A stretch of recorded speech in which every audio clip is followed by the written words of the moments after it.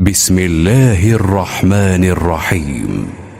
والسماء والطارق وما أدراك ما الطارق النجم الثاقب إن كل نفس لما عليها حافظ فلينظر الإنسان مما خلق من ماء دافق يخرج من بين الصلب والترائب إنه على رجعه لقادر يوم تبلى السرائر فما له من قوة ولا ناصر والسماء ذات الرجع والأرض ذات الصدع إنه لقول فصل وما هو بالهزل إنهم يكيدون كيدا وأكيد كيدا فمهل الكافرين أمهلهم رويدا.